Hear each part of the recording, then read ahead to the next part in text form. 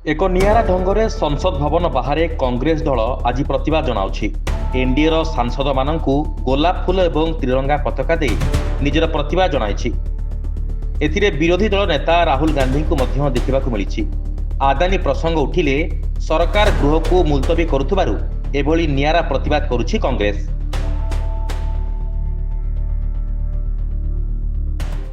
आपने देखा होगा जिस प्रकार राहुल गांधी जी ने नफरत के बाजार में मोहब्बत की दुकान, हम लोगों ने बहुत शालीनता के साथ, क्योंकि भारतीय जनता पार्टी की सरकार ने और विशेषकर मोदी की सरकार ने ये पूरे सदन को उन्होंने लाजवंती की तरह छुमोई बना दिया है।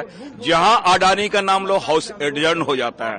हम लोगों ने उन्हें बताया कि भाई ये आप देखो राष्ट्रीय ये झंडा इसके ध्वज के साथ में इसके अंदर जो चीजें हैं कि ये देश सबका है और देश के विकास के लिए हम लोग इन मुद्दों को उठा रहे हैं और बहुत ही शालीनता के साथ उन संसदीय परंपराओं का निर्वहन करते हुए हम उनको ये चीजों को दे रहे हैं। और हमें आशा है कि आज सदन वो लाजवंती की तरह न रहे, छुईमुई की तरह न रहे, अडानी का शब्द आते ही ऐसा न कि सदन ये एडजर्न हो जाए।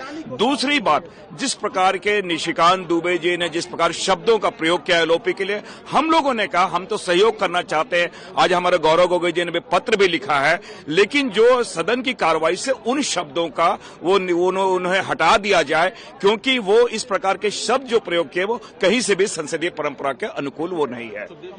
लेकिन जब आप मैंने देखा कि कुछ भाजपा सांसदों को भी आप तिरंगा और हाँ, उन्हीं के लिए है कि आप उन्हें देखो, आप कम से कम राष्ट्रीय ध्वज तो स्वीकार करो और राष्ट्र की गरिमा के लिए आप तो कम से कम सदन चलने दें। वो ऐसा पहली बार लग रहा है कि सदन सत्ता पक्ष चलाना नहीं चाह रही है। प्रतिक्रिया क्या रही?